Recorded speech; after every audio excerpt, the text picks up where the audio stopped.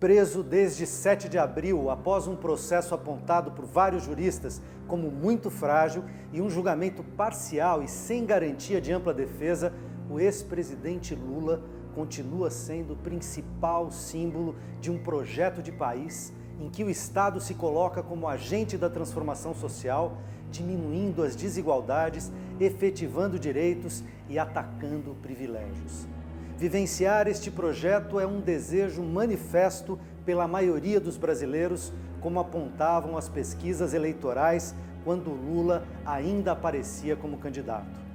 No exterior, Lula é tido como grande liderança política e como grande articulador do multilateralismo no último período. Porque Lula é uma causa, não é um homem. Lula está en el corazón de los necesitados, de la gente débil, allí donde están las desigualdades. Eso es lo mejor de Lula. El tiempo pasará y están construyendo un mito. Y con los mitos no se puede luchar. Agora que a Declaração Universal dos Direitos Humanos da ONU completa 70 anos, qual a importância da liberdade de Lula para a democracia no Brasil? Quais são as expectativas em torno do habeas corpus em julgamento no STF? Essa é a conversa que começa agora no Melhor e Mais Justo.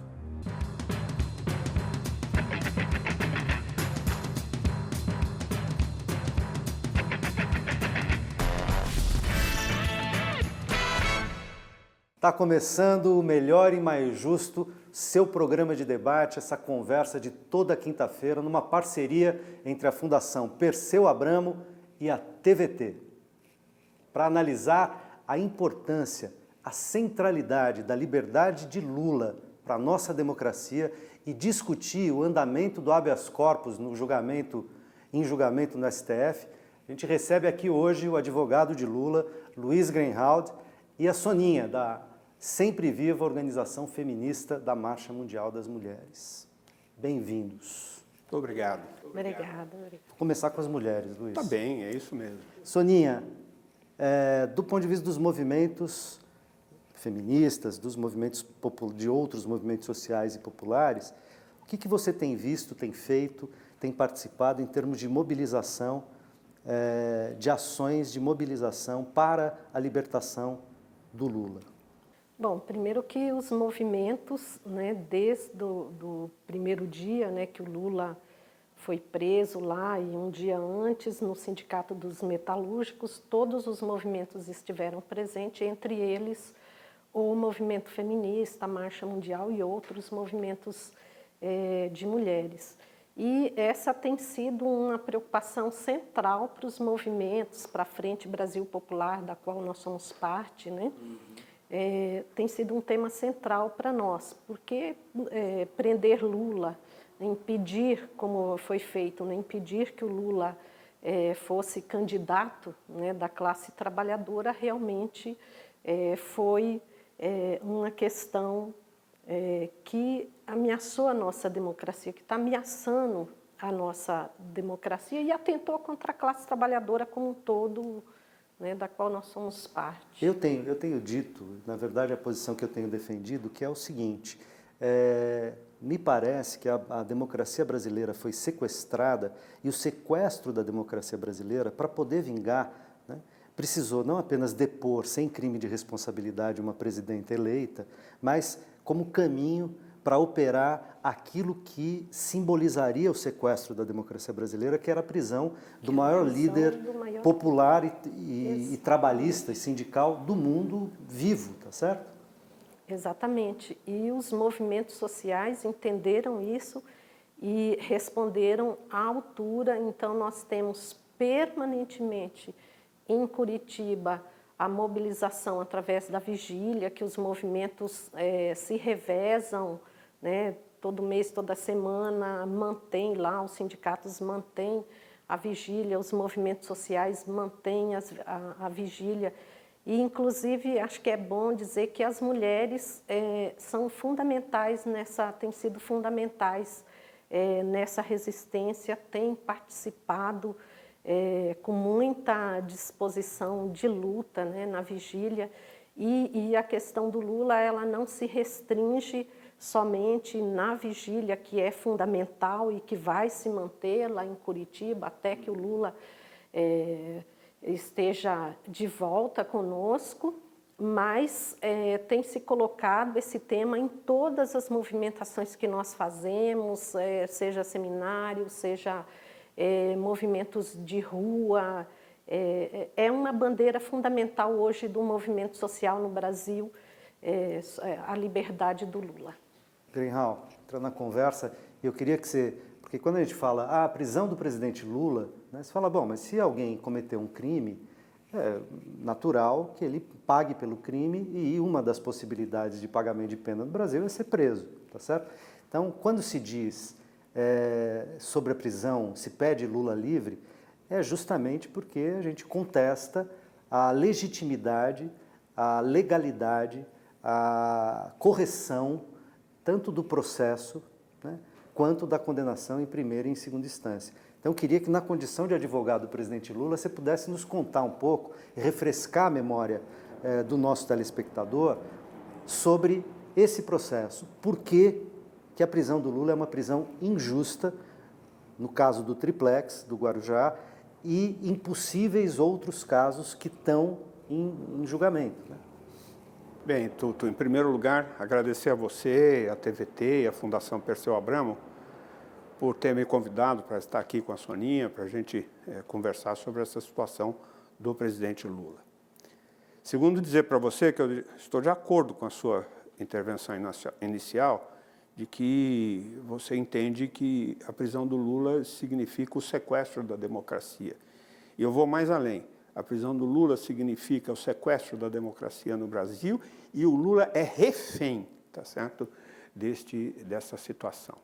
Ele não é um preso comum, ele é um preso político, não é? E ele sofre uma incrível perseguição política, ele sofre uma incrível injustiça política e ele sofre uma incrível distorção dos fatos em relação à sua própria inocência, tá certo? De tal forma que quem lê o processo, tá certo, do Lula, quer seja o do triplex, o do sítio, do terreno do Instituto, quem lê o processo que estão fazendo contra ele em Brasília sobre eventual privilégio dos caças, da compra de caças suecos, é uma armação de tal forma grandiosa, mendaz, tá certo? Que a gente fica boquiaberto. Eu sou advogado do Lula, fui advogado do Lula, como você sabe, da diretoria do Sindicato dos Metalúrgicos de São Bernardo, na Lei de Segurança Nacional. Vocês talvez nem eram nascidos, mas vigia aqui... Era muito novo, mas era nascido. Vigia aqui a Lei de Segurança Nacional, nós estávamos numa ditadura, eu era um moleque recém-formado, advogado, acabei sendo levado à condição de advogado de presos políticos, acabei sendo levado à condição de advogado do Lula. Então, eu conheci o Lula e a sua diretoria naquela época e vi o que a ditadura estava fazendo para interditar o Lula. Golbery interditando Lula, o Segundo Exército interditando Lula, o DOPS interditando Lula, a Lei de Segurança Nacional interditando Lula e a sua diretoria, o processo. Na auditoria militar, a farsa deste processo.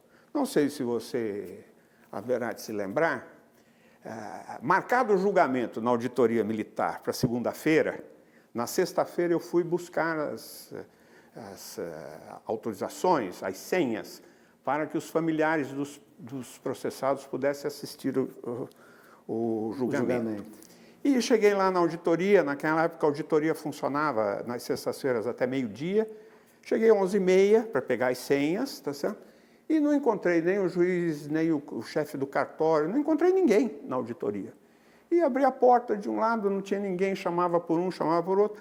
Quando eu saio, eu estou saindo, eu escuto o barulho de uma máquina de datilografia. E aí eu vou, chamado pelo som, vou até essa máquina e vejo que era um sargento que estava numa mesinha, datilografando alguma coisa, tá certo? E eu perguntei a ele, o senhor viu o doutor Ney, que era o que dava as senhas? Não está na sala dele? Então, não, aí eu fui andando em direção ao rapaz, e o rapaz virou as páginas do que estava escrito, para que eu não lesse. Aquilo me intuiu que era a sentença que estava sendo feita, né, na sexta-feira, de um julgamento que ia acontecer na segunda-feira. E aí eu forcei o rapaz, eu perguntei quanto que vai pegar o Djalma Bom, ele falou 3 anos e meio. Eu falei, quanto vai pegar o Lula? Ele falou, não posso falar, tá certo? E eu então chamei o Lula e a diretoria ao meu escritório nessa tarde. E nós resolvemos não ir ao julgamento. E o Lula disse, eu não participo de farsa. Eu não vou a esse julgamento. E não fomos, e o julgamento ocorreu à nossa revelia, e os sindicalistas foram condenados, e o Djalma Bom a 3 anos e meio, tá certo? E o Lula também a 3 anos e meio. E nós comprovamos que o processo a sentença tinha sido feita antes. Isto aí era a ditadura militar. Isto aí era o regime de exceção, em que já tinha um Lula que não compactuava com farsas, tá certo? E já tinha um Lula que não tinha medo de afrontar a lei de segurança, o tribunal militar, a ditadura, em defesa dos seus direitos. Olha, eu acho que passaram-se 40 e poucos anos dessa situação e agora eu volto, né? Quis o destino que eu voltasse a ser chamado pelo presidente Lula a ajudar na defesa dele. Eu integro hoje uma equipe de advogados, tá certo? Tem o Cristiano Zanin, tem a doutora Valesca, tem o advogado José Roberto Batóquio, tem o ministro Pertence, tem o Sigmaringa Seixas, tem um conjunto de grandes advogados, tá certo? Na defesa dele, tá certo? E eu, então, depois que ele foi preso, nessa história que você está falando do sindicato, aqueles dias que nós passamos ali, eu acabei lendo o processo, é um absurdo. Eu fico pensando e me perguntando se tem mais arbitrariedade e farsa neste processo de agora ou da ditadura militar. E eu acho que não minto se disser que é mais farsa agora, porque tudo que foi feito contra o Lula é absurdo. Vamos lembrar, o Lula, esse juiz Sérgio Moro, né, o Lula era objeto de desejo dele, tá certo? Essa Operação Lava Jato, ela só daria, digamos assim, o prestígio e a fama para esse Sérgio Moro se ele conseguisse pegar o Lula. O Lula virou um objeto de desejo desse homem. E aí ele foi tentando, medida de aproximação e erro. Ele não intimou o Lula para depor e mandou fazer a condução coercitiva, tá certo? E se não fosse a militância na frente do aeroporto naquele dia, ele tinha logrado sucesso.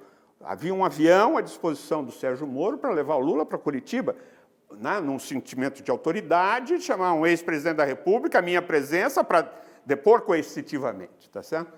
Não, foi uma tentativa frustrada. Depois disso... Ilegal, né? Ilegal, absolutamente ilegal.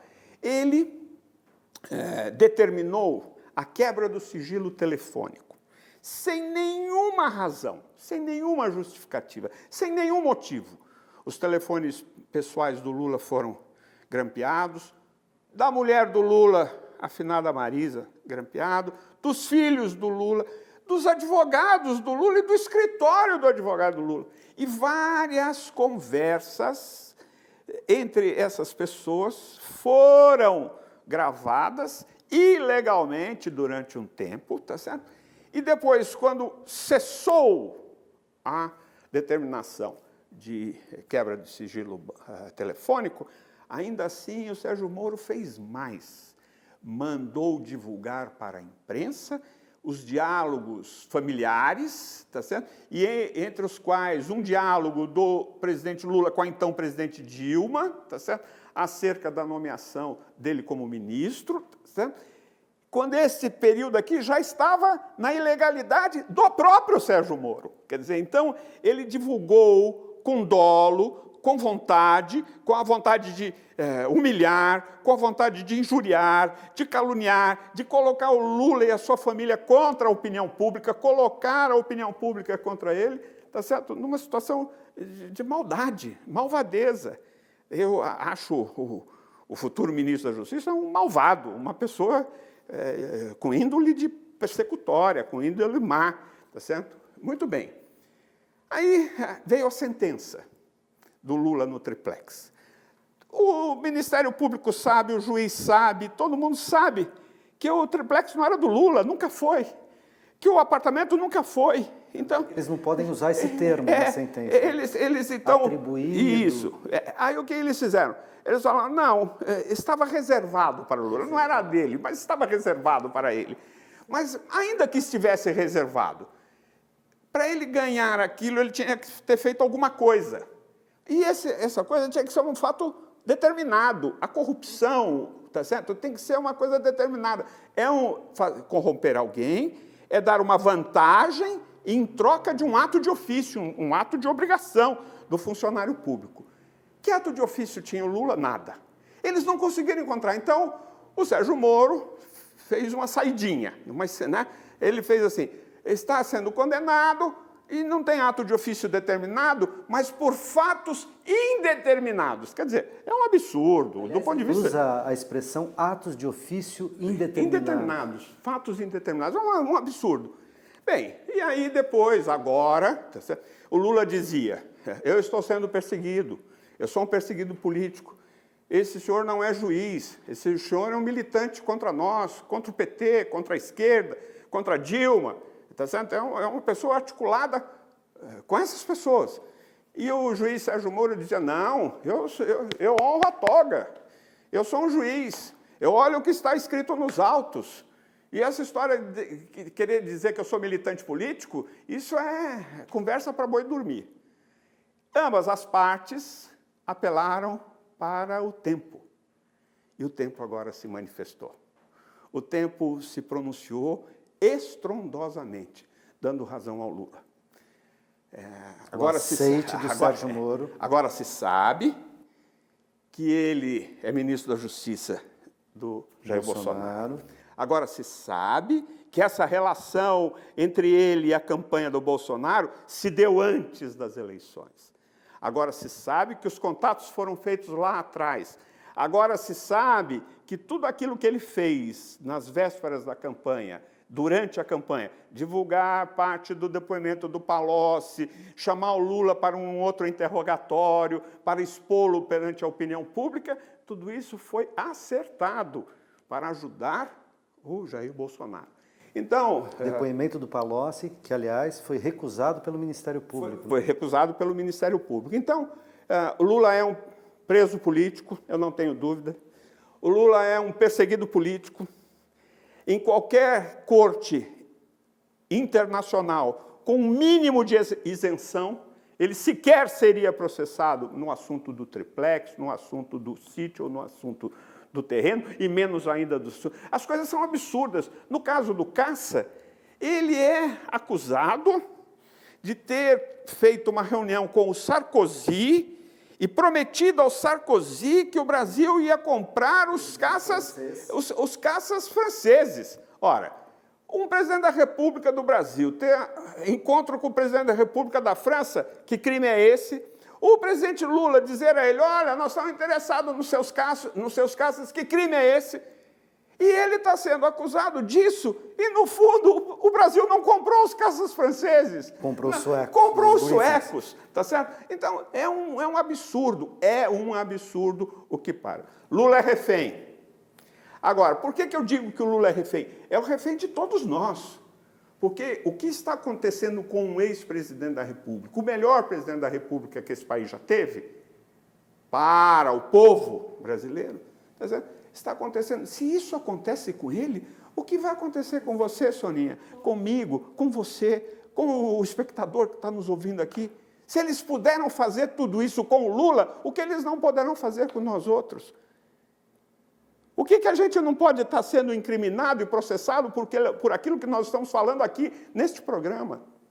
Agora, Soninha, entra na conversa, que é o seguinte, quer dizer, a militância do PT, os movimentos populares têm dito isso, sabem disso, mas, ao mesmo tempo, a gente tem uma campanha que foi urdida junto com Curitiba, junto com a República de Curitiba, né, pela grande mídia, que não dá voz, né, não dá voz para os argumentos, para além dos argumentos formais ou jurídicos, não dá voz para os argumentos, isso que você está trazendo para a gente, Grinhal, e insiste numa narrativa de dizer, olha, mas ele foi condenado pelo Moro, mas depois foi condenado em segunda instância, por um colegiado de juízes. Os seus habeas corpus já foram julgados e recusados pelo STJ, né? O STF não aprovou nenhum habeas corpus. Enfim, tentando construir a ideia de que Lula já foi julgado e condenado em todas as instâncias, E dois, que o discurso de que ele é um preso político seria um discurso meramente político para tentar aliviar a barra do ex-presidente.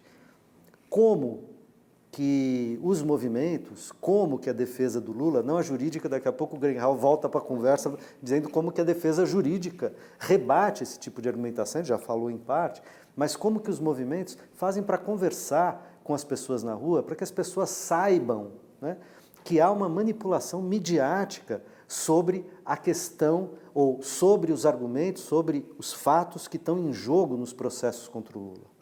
Então, Tuto, acho que essa relação, né, dessa mídia hegemônica, né, golpista, os movimentos já vinham denunciando, né, isso desde o golpe, né, porque o golpe contra a presidenta Dilma, né, teve um papel fundamental da Rede Globo, o Record, Bandeirantes e essas grandes empresas, né, que a gente nem chama mais de meios de comunicação, mas são grandes empresas aí, disputando, né, o espaço político, econômico.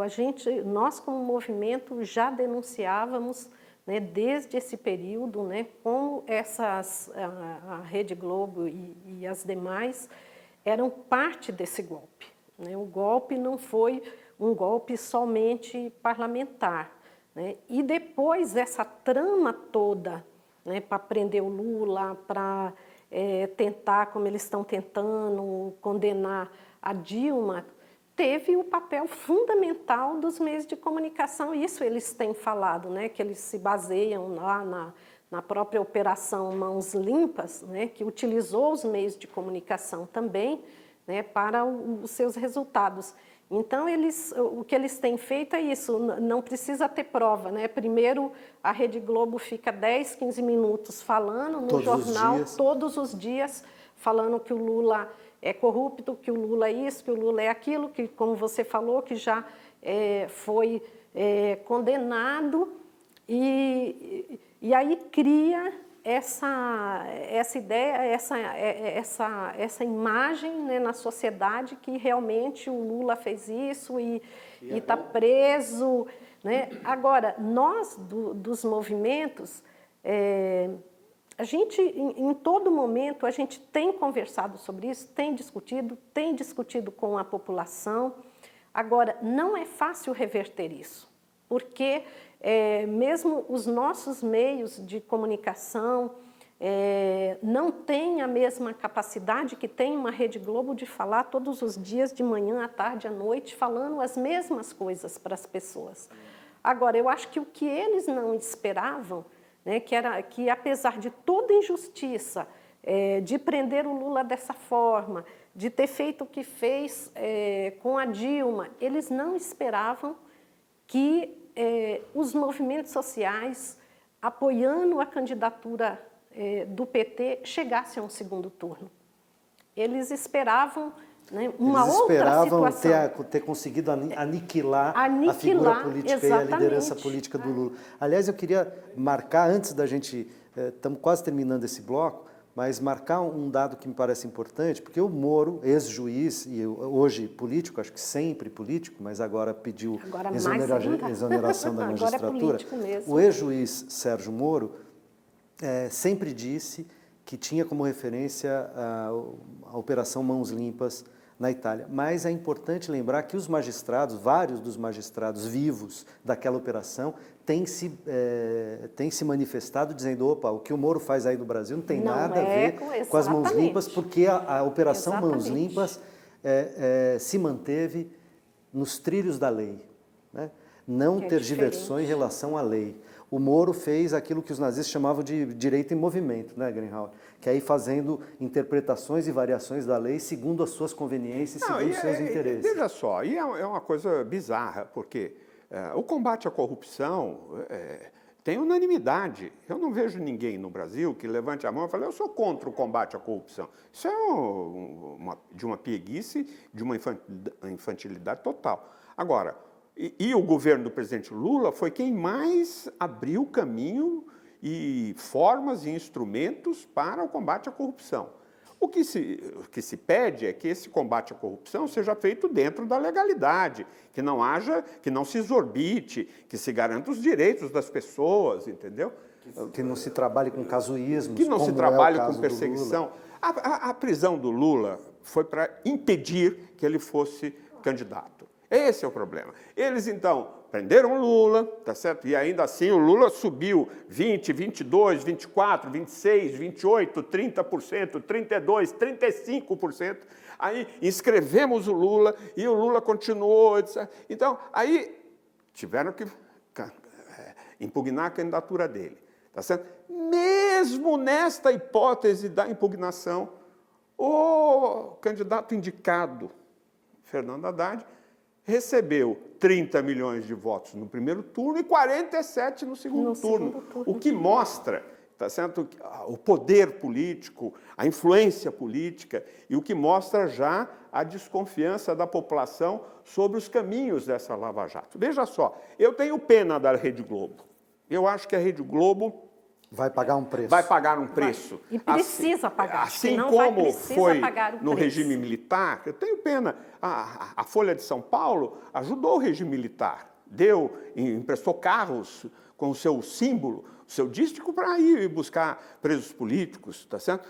O Estadão fez editoriais a favor do regime militar. Depois eles pagaram. A Folha de São Paulo foi obrigada a colocar receitas ou Camões, e o outro foi obrigado a colocar receitas e Camões, e assim foi. Eu tenho pena da Rede Globo, porque ela foi estimulando tanto, acirrando tantos os ânimos. Se você pega as notícias do Jornal Nacional contra o Globo, na TV Globo, no Jornal Nacional contra o Lula, dá mais de 80 horas.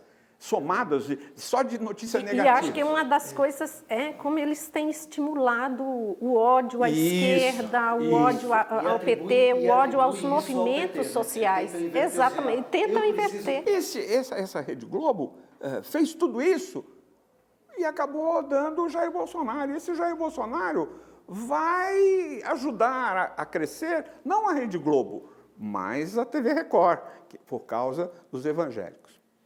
Vamos fazer o nosso intervalo, mas a gente já volta para esse importante debate. Não sai daí, até já.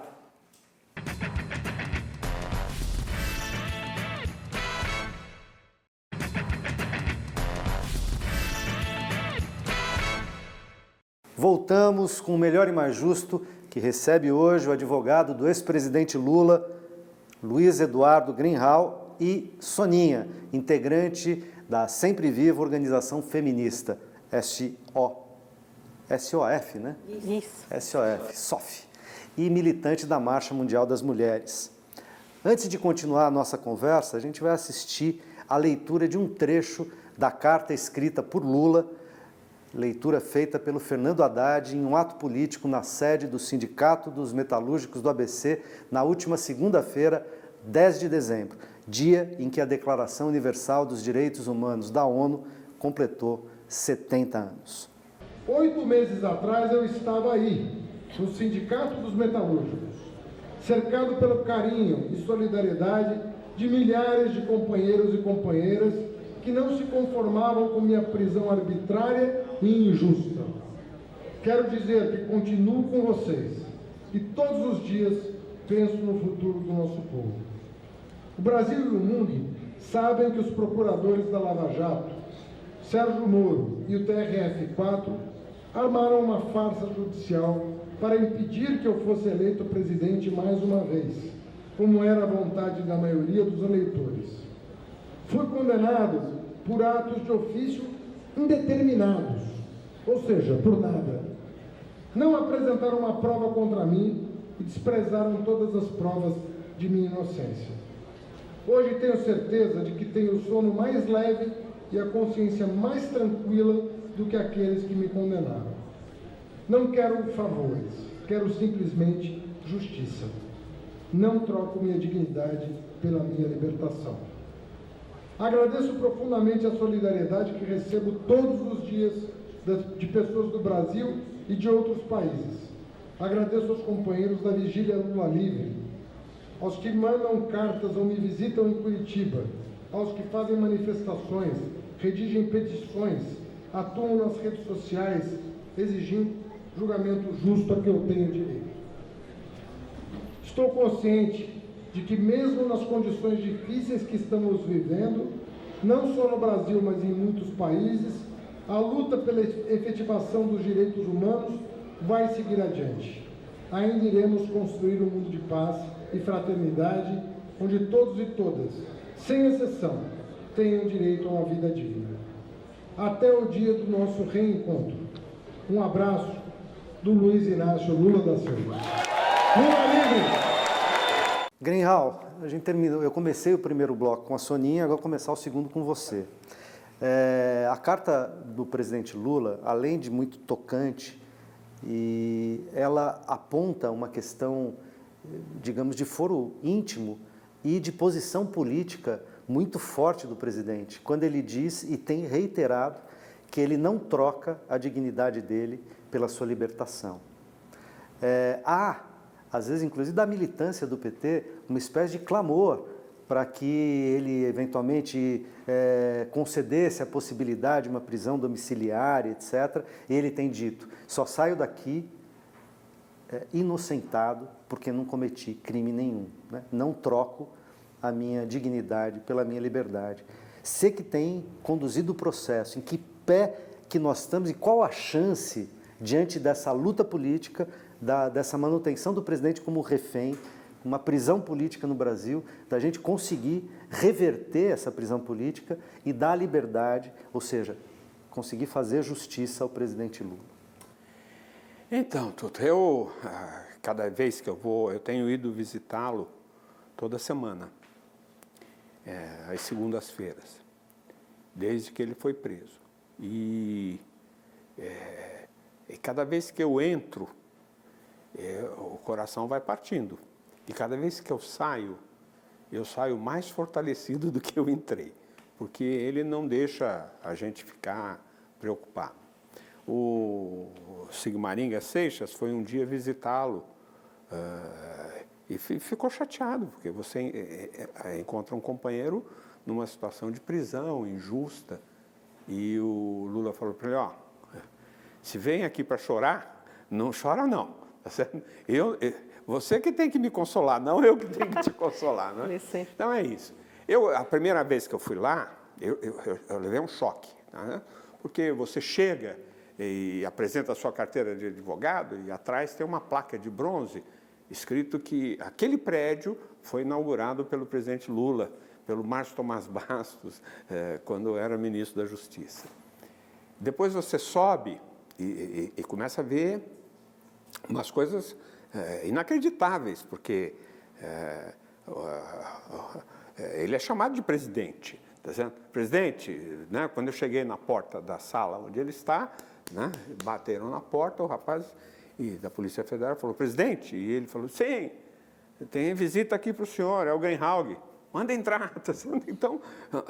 Então é um preso em que se faz A mídia uma, declarou se que faz a Polícia Federal inteira e tal, os caras do Moro e tal, não votaram no Lula, naturalmente, mas que o povo que toma conta do Lula lá na Polícia Federal votou no Lula. Então, essa é a situação. Votou no Haddad, né? E Votaria no Lula. aí você chega e vê a situação em que ele se encontra, uma pequena cama, uma mesinha com 4 cadeiras, uma garrafa de café, uma garrafa térmica de café, e ele está lendo, ele está aproveitando as coisas, ele está lendo muito, está refletindo muito, está analisando muito o período em que ele foi governo, o período em que a Dilma foi governo, tá certo? Está revisitando os fatos políticos que levaram à crise do impeachment e que levaram à sua própria prisão. Agora, ele quer o reconhecimento da sua inocência. Inocência, claro. Ele não quer favor, ele não quer jeitinho, ele não quer coisas que não sejam retas. Ele quer sair de lá da mesma forma com que ele entrou, de cabeça erguida, tá certo? E ele quer sair de cabeça erguida. E ele não quer sair para ficar exilado, circunscrito ao seu apartamento, não é isso. Ele quer que analisem. Ele quer um julgamento justo. Um julgamento justo. E um julgamento do mérito. Que né? faça o julgamento justo. Ele quer ter um equilíbrio. né? Ele quer que seja analisada com isenção a prova dos autos, que é favorável a ele. E a ONU fará esse julgamento? Embora Eu ela não acho que a ONU vai fazer. Eu não sei, o que eu tenho dúvida é a repercussão aqui dentro do Brasil do julgamento da ONU. Porque, veja só, a ONU já disse que era para o Brasil assegurar os direitos do Lula. A ONU já disse que o Lula tinha direito a ser candidato à presidência da República. A ONU já disse um monte de coisa e os golpistas passaram por cima da ONU e fazem ouvidos moucos e olham para a paisagem como se não fosse nada, entendeu? É verdade. Descumpriram os tratados que eles mesmos internalizaram. Que o Brasil assinou, que o Brasil está comprometido. Então, aqui é uma situação. Agora, eu quero ver o Brasil, essa tropa que vai tomar posse agora no dia 1º de janeiro, eu quero ver se eles vão ter condição de peitar a ONU internacionalmente em função do julgamento de mérito da representação nossa. Porque o Brasil está numa situação muito ruim. Não tem ministro do Supremo Tribunal Federal que vá fazer uma viagem ao exterior que não seja questionado sobre a prisão do Lula. Já visto ontem em relação aos refugiados, né, aquele tratado internacional, que papel. Então, nós vamos ser cobrados. Tá certo? Então, ao invés de nós estarmos avançando, nós estamos regredindo. E o nosso programa de hoje, tá certo? É muito significativo, porque hoje é a data do dia 13 de dezembro. E o dia 13 de dezembro, há 50 anos atrás, tá certo? Nós tivemos a edição do Ato Institucional número 5, que quitou todas as garantias individuais, acabou com habeas corpus para presos políticos e foi o golpe dentro do golpe, tá certo? Então, é bom que a gente fique fazendo essa comparação e se lembrando daquela época para fazer com que no Brasil nunca mais volte a ser o que a gente foi lá, entendeu? E para que a gente caminhe para frente, não caminhe para trás, tá certo? Greenhalgh, nessa direção mesmo, do golpe dentro do golpe, do recrudescimento da ditadura militar em 68 com o AI-5. Você não acha, agora uma análise política, não como advogado, você não, na tua leitura, a carreira política do Moro, agora como ministro do Supremo, como ministro da Justiça, e com a promessa... Você antecipou. E com a promessa de ser ministro do Supremo, não seria, de algum modo, dificultada se os parceiros dele, de Curitiba, essa juíza que agora está com os casos e tal, fizessem justiça e, nos processos ainda em andamento, não condenassem o ex-presidente? Não, eu vejo assim, eu acho que eu tenho dito isso ao Lula. O Moro é uma pessoa que vai perseguindo o seu objetivo passo a passo. Então, ele agora virou ministro da Justiça, tá certo? Muito bem. Levou para a Polícia Federal o delegado Valeixo, que era delegado superintendente da polícia no Paraná. Por que levou? Porque foi esse delegado que deixou de cumprir uma ordem de soltura do Lula, do desembargador Rogério Favretto, a pedido de um telefonema dado pelo Moro lá de Portugal. Então, veja só o absurdo. Pelo Moro em férias. Em férias, lá em Outra Portugal. ilegalidade. Há um habeas corpus, o habeas corpus se dá a liminar, da liminar se estabelece o alvará de soltura, se vai à Polícia Federal, solte o preso, tá certo? Um desembargador mandando um delegado soltar o preso e um juiz de primeira instância de férias lá em Portugal liga para o delegado e fala, não solte. E o delegado, ao invés de obedecer o desembargador, obedece o juiz. Agora ele recebeu o prêmio. Vai ser, não é? Vai ser foi premiado. O superintendente nacional. Para o lugar dele lá, vai aquele delegado Flores, que foi quem? O que fez a condução coercitiva aqui em São Paulo e que levou o Lula para o aeroporto de Congonhas, na ala das autoridades. Este senhor, que ninguém mais falava dele, virou agora o superintendente da Polícia Federal. Ou seja, o carcereiro do Lula. Então, eu já disse ao Lula, as condições carcerárias aqui vão piorar, porque esse homem vai querer mostrar serviço, tá certo? Para a sua nova nomeação ao ministro da Justiça. Então, esse ministro da Justiça, ele vai se juntando. Juntou uma delegada, a Érica, não sei das quantas, que estava exilada lá em Sergipe, trouxe para cá. Então, ele montou um time, tá certo? Então, esse governo vai ser assim. De um lado, o time Moro, tá certo? De outro lado, o time dos generais, que estão indo para o Palácio do Planalto. Tá? General Heleno, Santos Cruz, o vice, Mourão e não sei das quantas. De outro lado, o clã dos Bolsonaro, Bolsonaro e os seus filhos. E de outro lado, o Paulo Guedes, que é o entreguista maior da economia. Vai privatizar tudo. Vai privatizar você, vai privatizar o teu sonho, vai privatizar tudo. Entendeu? Então, nós vamos ter um governo entre 4 situações. O parlamento está sendo desautorizado, os partidos políticos estão sendo relegados, não se fala mais em partido para indicação de pessoas, mas sim de bancadas. A bancada da bala, a bancada do boi, tá certo? Da Bíblia, e assim vai, BBB, tá certo? Bancada do boi, bala, e ele vai tentando consertar. Esse assunto aí tem tudo para dar errado. E tem tudo para fazer o Brasil voltar para trás. E tem tudo para acabar com os nossos direitos. E o Lula é refém dessa situação. Então, eu quero que se tem uma mensagem aqui neste programa que eu gostaria que o espectador pensasse e refletisse, o senhor está me assistindo 50 anos depois da edição do Ato Institucional número 5. Pense na situação atual do nosso país. Pense o que foi o sacrifício do nosso povo para reconquistar a democracia. E pense no que vai ser o azar e o retrocesso do nosso povo de voltar a ter um governo autoritário.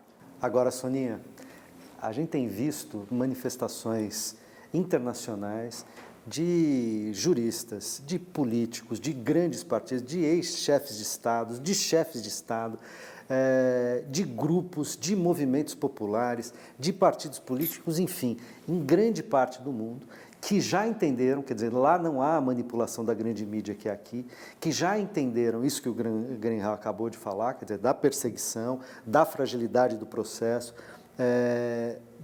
do tipo de golpe, né, o golpe soft, né, leve, não militar, sem as armas, sem os coturnos, mas por dentro da própria institucionalidade democrática.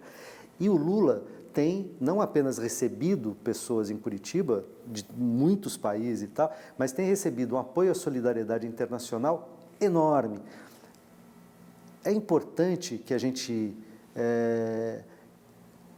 coloque numa frente pela democracia essa vertente internacional. A Haddad esteve no exterior agora recentemente e tal, a convite do Bernie Sanders nos Estados Unidos,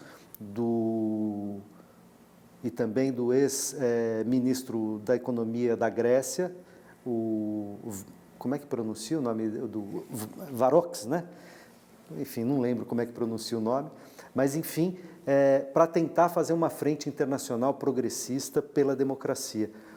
Como é que você vê essa ideia de internacionalizar o movimento em defesa da liberdade do Lula? Eu acho muito importante, até porque esse movimento também todo reacionário, conservador, essa crise que nós estamos vivendo, ela também não é uma particularidade, né, do Brasil. A gente vê que isso está acontecendo internacionalmente. Então, acho que envolver esses setores, né, progressistas e de esquerda do mundo é fundamental e nos fortalece no Brasil. E eu acho que isso, a população brasileira precisava ter um pouco mais de senso crítico e olhar, né, por que o Lula está sendo defendido, né, internacionalmente. Por que tantos artistas, tantos intelectuais, tantos trabalhadores, movimento de mulheres, movimento camponês, no mundo todo defende o Lula? Exatamente pela injustiça, né, que o Lula está sofrendo no Brasil. Será que todas essas pessoas estão enganadas e só quem está certo é a Rede Globo, né, e esse ex-juiz, né, que agora será ministro? Então, eu acho que esse movimento ele é fundamental, não só para a gente tratar da liberdade do Lula, mas para a gente também poder discutir o que significa esse modelo neoliberal que eles estão implantando aqui no Brasil e no mundo inteiro, que não é mais compatível com a democracia, que não aceita a democracia como um valor para e talvez a também sociedade. Por isso o interesse internacional sobre o Brasil, porque eles estão vendo o risco de que, digamos, o campo progressista deles também seja perseguido politicamente como está sendo no Brasil, né? Porque o problema dessa regressão reacionária, desse neoliberalismo fascista, digamos... Fascista, misógino, racista. Não é um fenômeno apenas brasileiro. Agora, ele se manifesta de maneira muito singular. Ele não é um fenômeno brasileiro, mas dos fenômenos existentes sobre este tema, o Brasil foi o que mais desenvolveu esse tipo de coisa. A situação das fake news no Brasil e o resultado eleitoral e a interferência externa sobre as eleições brasileiras que ocorreram agora são maiores do que aconteceu com Trump, maiores do que aconteceu com o Brexit na Inglaterra, entendeu? O exemplo brasileiro dessa história de fake news para gerar fakes governos, tá certo? Porque esse governo nosso vai ser um governo fake, tá certo? É a maior experiência mundial. Por isso que está todo mundo olhando para cá, tá certo? Dá um lado de olho para o Trump, um lado de olho para o Brexit, mas a concentração é aqui, porque aqui é que se desenvolveu o maior projeto fake.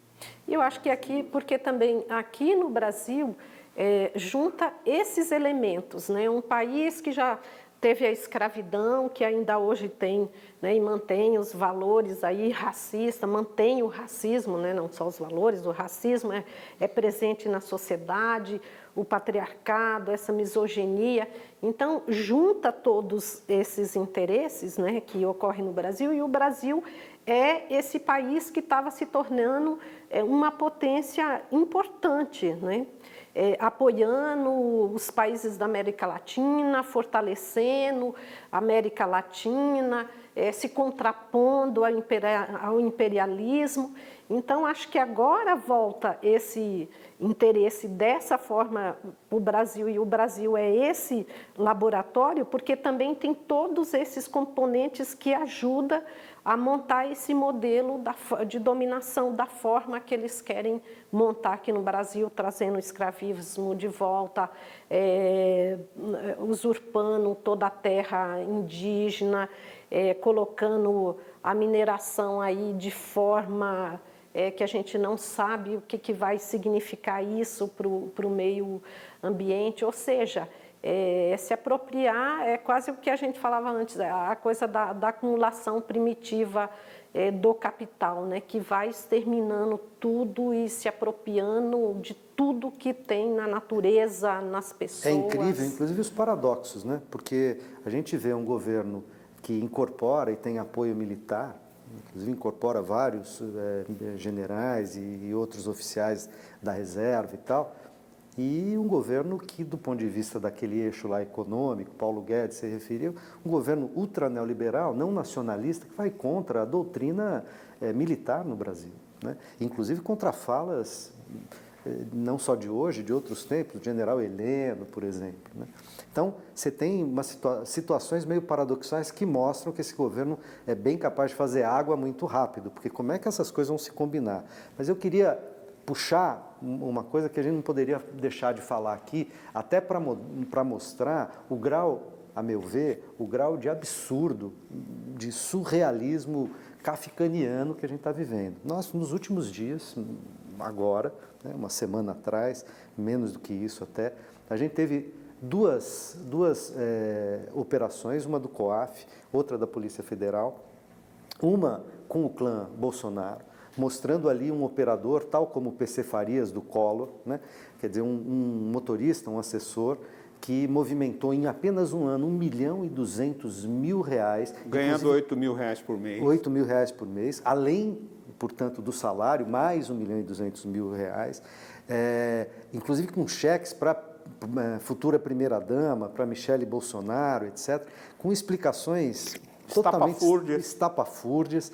Enfim, o que mostra claramente que a fantasia de um moralismo contra a corrupção é uma conversa para boi dormir, de um lado, e de outro, anteontem, 3 dias atrás, um novo processo com busca e apreensão de vários caciques, inclusive do Aécio Neves, ou principalmente do Aécio Neves, né?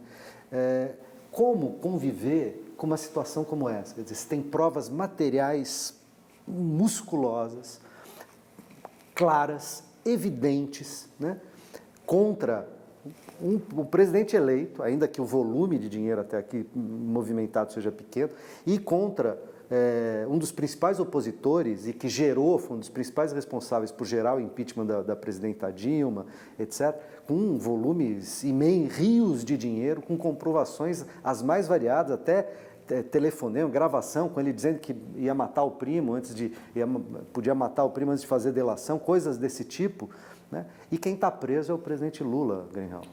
Então, esse é um problema, né?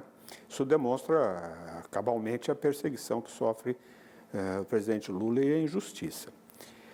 Deixa eu lhe dizer uma coisa. Nessas andanças em relação ao combate à subversão e não sei das quantas, as coisas vão atirando no pé. Se esse Aécio Neves soubesse que no dia seguinte da eleição ele começou a falar, a impugnar a vitória da presidente Dilma no seu segundo mandato, tá certo? Pudesse gerar num bumerangue que se voltasse contra ele, acho que ele não teria se metido ali, tá certo? Ele chegou a dizer isso, estava só brincando, estava enchendo o saco. Isso, estava enchendo o saco. Então, essa é uma situação. Ele vai contar, até certo ponto, com a complacência, com o mandato, com o foro privilegiado, mas essas coisas, por si só, vão acabar por dar a real dimensão disso. Se os golpistas, tipo Gedel, que foi um dos que mais gritou pelo afastamento e pelo impeachment da presidente Dilma. Não esqueça, o Gedel é daqueles 50 e tantos milhões de dinheiro em dinheiro num apartamento. Não era mais mala de dinheiro, cueca com dinheiro, era um apartamento de dinheiro em Salvador. Então, se ele soubesse que os gritos dele pedindo o impeachment da Dilma, iam, na continuação, revelar aquelas malas, tá certo? Talvez ele não tivesse feito. Então, é isso que eu estou falando.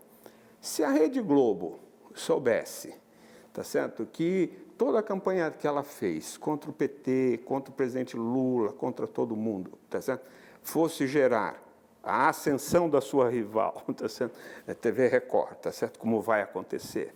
Tudo isso é a situação em que o Brasil se depara nesse instante. Eu não tenho nada com isso. Eu quero o Lula solto. Porque enquanto o Lula está preso você, uma parte de mim, uma parte sua, uma parte do povo brasileiro, que queria ter a cabeça erguida, que queria andar para frente, como andou nos 8 anos do seu governo, entendeu? Nós vamos defender a democracia. E defender a democracia hoje é defender, em primeiro lugar, a soltura imediata do Lula. Não pode continuar a haver essa injustiça. Gente, pelo amor de Deus, eu não gosto do PT. Não gosta do PT? Ok, mas você tem que ter só não votar. Equilíbrio. Você tem que ter, entendendo? Você, hoje, não se incomoda com a situação de injustiça que está o presidente Lula, amanhã, tá certo? Ninguém vai se incomodar com a injustiça que se fizer contra você. Essa é a situação. Com essas palavras do Greenhalgh, a gente vai terminar. O que o presidente Lula quer é justiça. O que os brasileiros querem, os brasileiros que têm o mínimo de informação e de consciência do que está acontecendo no Brasil, querem justiça. É a gente conseguir soltar do sequestro, resgatar do sequestro a nossa ainda jovem democracia. Eu agradeço muitíssimo a presença da Soninha, a presença do Greenhalgh e a presença e você que está aí, que nos acompanhou até aqui. O Melhor e Mais Justo volta na próxima quinta ou a qualquer momento na internet. Forte abraço.